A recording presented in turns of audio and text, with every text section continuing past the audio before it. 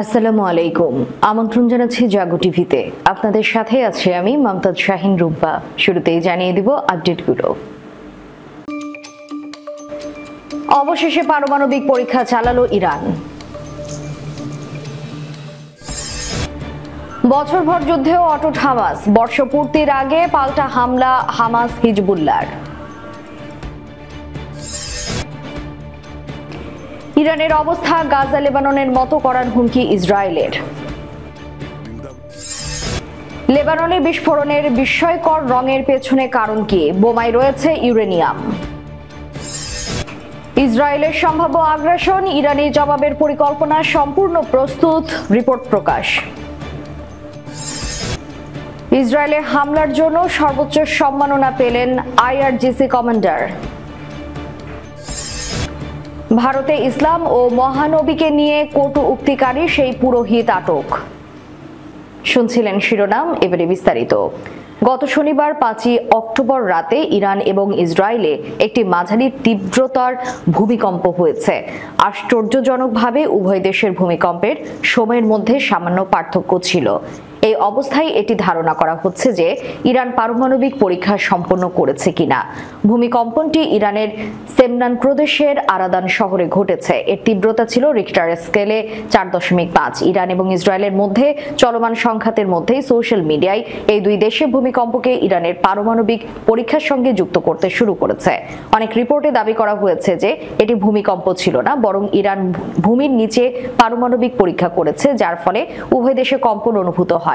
একটি রিপোর্টে দাবি করা হয় যে ভূমিকম্পটি ইরানের পারমাণবিক কেন্দ্রের খুব কাছাকাছি ঘটেছে, তাই ইরানের পারমাণবিক পরীক্ষা ছিল বলে অনেকেই জোর দাবি তুলেছে। আরেকটি রিপোর্টে বলা হয়েছে যে ইরানের ভূমিকম্পটি একটি ভূগর্ভস্থ পারমাণবিক পরীক্ষার ফলেও হতে পারে, কারণ এর কেন্দ্র মাত্র 10 কিলোমিটার গভীরে ছিল। এভাবে ইরানের পারমাণবিক পরীক্ষার বিষয়ে জল্পনা আরও বেড়েছে। বিভিন্ন উত্তেজনার মধ্যে ইরান এবং ইসরায়েলে ভূমিকম্পনগুলো ঘটেছে। ভূমিকম্পটি স্থানীয় সময় রাত 10:45 দিকে ঘটে এবং এর কেন্দ্রে মাত্র 10 কিলোমিটার গভীরে ছিল। ইউএস জিওলজিক্যাল সার্ভে রিপোর্ট অনুযায়ী তেহরানে, যা ভূমিকম্পের কেন্দ্র থেকে 110 কিলোমিটার দূরে অবস্থিত, সেখানেও কম্পন অনুভূত হয়। কিছু মিনিট পর ইসরায়েল থেকে একটি ভূমিকম্পের খবর পাওয়া যায়। ইউরোপীয় ভূমধ্যসাগরীয় ভূকম্পন কেন্দ্রের রিপোর্ট অনুযায়ী এই ভূকম্পনটি মধ্যরাতের কাছাকাছি ঘটে। এটি যদি সত্যি হয় তবে তা আন্তর্জাতিক ক্ষেত্রে ব্যাপক প্রভাব ফেলতে পারে। ইসরায়েল ও যুক্তরাষ্ট্র সহ অনেক দেশের নিরাপত্তা ও কৌশলগত অবস্থানকে নতুন করে ভাবতে হতে পারে, তবে নিশ্চিত তথ্য ছাড়া কিছু বলা কঠিন। এর পেছনে রাজনৈতিক এবং সামরিক নানা কারণ থাকতে পারে। এর ফলে বিশেষ করে মধ্যপ্রাচ্যে কৌশলগত স্থিতিশীলতা ও নিরাপত্তা সম্পর্কে নতুন চ্যালেঞ্জ আসতে পারে। হিজবুল্লাহ নেতা হাসান নাসরুল্লাহ এবং হামাস নেতা ইসমাইল হানিয়াকে হত্যা করার পর ইরান 1 অক্টোবর ইসরায়েলের উপর প্রায় 400টি মিসাইল বর্ষণ করে। ইসরায়েল ভূখণ্ডে হামাসের হামলার 1 বছর পূর্ণ হবে 7 অক্টোবর। ঠিক তার আগের দিন নেতানিয়াহু গাজা থেকে রকেট ছোড়া হয়েছে বলে খবর জানিয়েছে। রবিবার হামাসের ছোড়া ওই ক্ষেপণাস্ত্র দক্ষিণ ইসরায়েলে গিয়ে পড়ে, যদিও ওই ঘটনায় ক্ষয়ক্ষতির কথা এখনো পর্যন্ত জানা যায়নি। একই দিনে ইসরায়েলের বেরশেবা সেন্ট্রাল বাস স্টেশনে নাশকতা হামলা হয়েছে। ভিড় বাস ডিপোয় এক বন্দুকধারী এলোপাথারি গুলি চালায়, তাতে একজনের মৃত্যু হয়েছে, আহত হয়েছে কমপক্ষে 10 জন। পুলিশ পাল্টা গুলি চালালে মৃত্যু হয় বন্দুকধারীর। রবিবার হামাসের ছোড়া ক্ষেপণাস্ত্র দক্ষিণ ইসরায়েলের দিকে উড়ে যেতে দেখা গিয়েছে। যদিও নেতানিয়াহুর ফৌজের প্রতিরক্ষা ব্যবস্থায় রুখে দেওয়া গিয়েছে কিনা, কোনো ক্ষয়ক্ষতি হয়েছে কিনা তা এখনো পর্যন্ত জানা যায়নি। এদিকে লেবাননের ইসলামী প্রতিরোধ আন্দোলন হিজবুল্লাহর যোদ্ধারা ইসরায়েলের উত্তরাঞ্চলীয় কিরিয়াত শামোনা শহরে অবৈধ বসতি এবং অন্যান্য অবস্থান লক্ষ্য করে ঝাঁকে ঝাঁকে রকেট নিক্ষেপ করে। ইসরায়েলি গণমাধ্যমের খবর অনুসারে গতকাল রাতে লেবানন থেকে কিরিয়াত শামোনায় অন্তত 30টি রকেট নিক্ষেপ করা হয়, যার ফলে এই অঞ্চলে ব্যাপকভাবে আগুন ধরে যায়। খবরে বলা হয়েছে রকেট হামলার ফলে সাইরেন বাজানো হয়, যা দখলদারদের বিভিন্ন অবস্থান এবং বসতি থেকে শোনা যায়। ইসরায়েলি টেলিভিশন চ্যানেল কেএনএন আরও জানিয়েছে সকাল হতে লেবানন থেকে উত্তর ইসরায়েলে 135টিরও বেশি রকেট ছোড়া হয়। হিজবুল্লাহর আল মানারা শহরে দখলদার বাহিনীকে লক্ষ্যবস্তু করে একটি ভারী ক্ষেপণাস্ত্র দিয়ে হামলা চালায় এবং তাতে কিছু হতাহতের ঘটনা ঘটে। অন্য এক অভিযানে ইসরায়েলি বাহিনীর বিয়াজ বেলিদা ঘাঁটিকে লক্ষ্য করে রকেট হামলা চালানো হয় এবং সেখানেও কিছু হতাহতের খবর পাওয়া গেছে। আজ সকালে হিজবুল্লাহ জানিয়েছে সামসুন নামে ইসরায়েলের আরেকটি সামরিক ঘাঁটিতে তারা রকেট হামলা চালায়।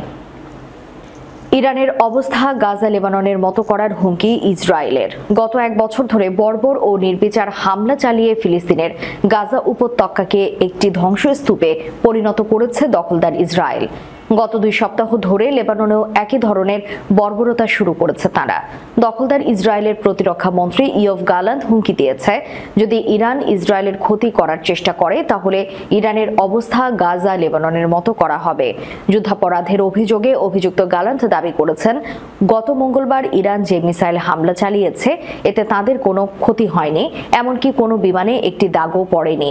গালান্ট বলেছেন, ইরানিরা আমাদের আকাশ শক্তিকে স্পর্শ করেনি, কোনো বিমান ক্ষতিগ্রস্ত হয়নি, কোনো স্কোয়াড্রনের কার্যক্রম বন্ধ হয়নি। যারাই ভাববে ক্ষতি করার মাধ্যমে আমাদের আটকাবে তাদের গাজা এবং লেবাননের বৈরুতে আমাদের অর্জন দেখা উচিত।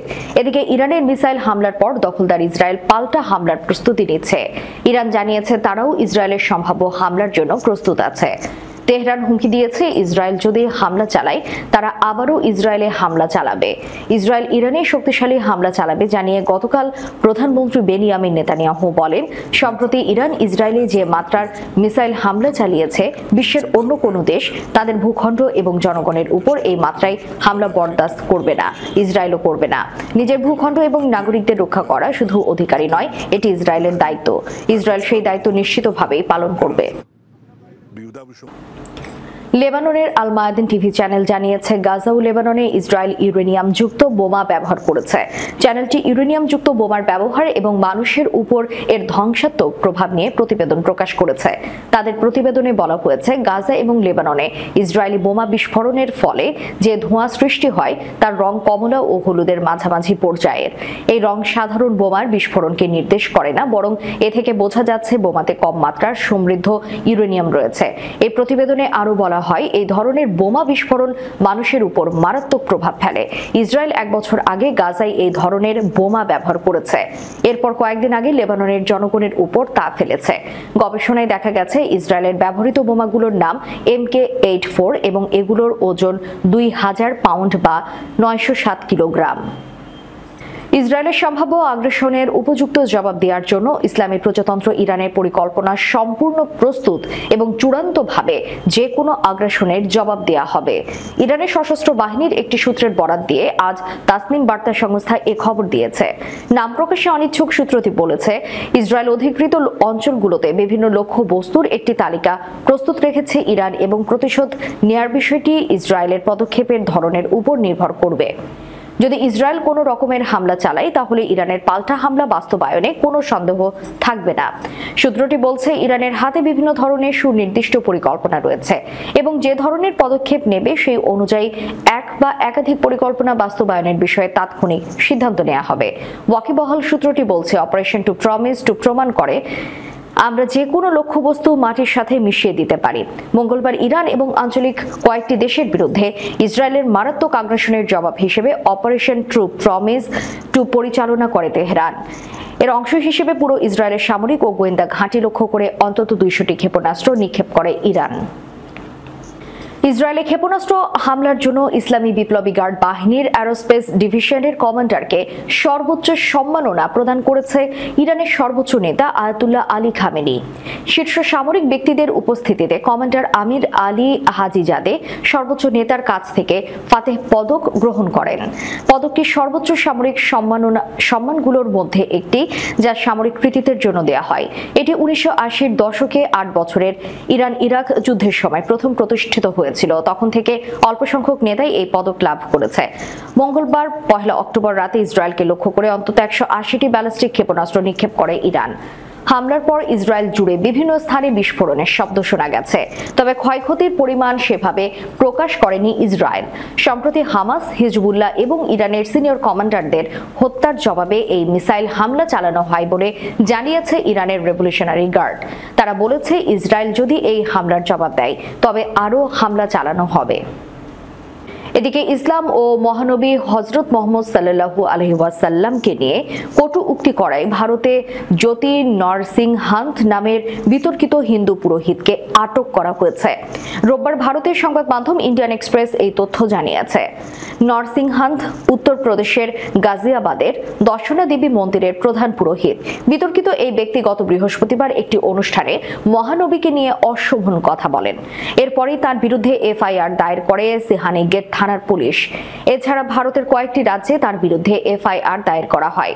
পুলিশের এক সদস্য এবং পুরোহিতের সহযোগী জানিয়েছেন, শনিবার নরসিংহান্তকে আটক করা হয়েছে। তাকে গাজিয়াবাদ থানায় নিয়ে যাওয়া হয়। তবে এই ব্যাপারে পুলিশের আনুষ্ঠানিক বিবৃতি পাওয়া যায়নি। পুরোহিত নরসিংহান্ত এর আগেও বহুবার ধর্মীয় বিদ্বেষমূলক বক্তব্য দিয়েছেন। এইসব ঘটনায় তার বিরুদ্ধে একাধিক মামলাও হয়েছে এবং তিনি গ্রেফতার হয়েছেন। তবে প্রতিবারই বিদ্বেষমূলক মন্তব্য করবেন না প্রতিশ্রুতি দিয়ে তিনি জামিনে মুক্ত হয়ে আসেন। দর্শক, শেষ করার পূর্বে সংবাদ শিরোনামগুলো জানিয়ে দিব আরো একবার। অবশেষে পারমাণবিক পরীক্ষা চালালো ইরান। বছরভর যুদ্ধেও অটুট হামাস, বর্ষপূর্তির আগে পাল্টা হামলা হামাস হিজবুল্লাহর। ইরানের অবস্থা গাজা লেবাননের মতো করার হুমকি ইসরায়েলের। লেবাননে বিস্ফোরণের বিস্ময়কর রঙের পেছনে কারণ কি? বোমায় রয়েছে ইউরেনিয়াম। ইসরায়েলের সম্ভাব্য আগ্রাসন, ইরানি জবাবের পরিকল্পনা সম্পূর্ণ প্রস্তুত, রিপোর্ট প্রকাশ। ইসরায়েলে হামলার জন্য সর্বোচ্চ সম্মাননা পেলেন আইআরজিসি কমান্ডার। ভারতে ইসলাম ও মহানবীকে নিয়ে কটু উক্তিকারী সেই পুরোহিত আটক। এতক্ষণ আমাদের সাথে থাকার জন্য ধন্যবাদ। আল্লাহ হাফেজ।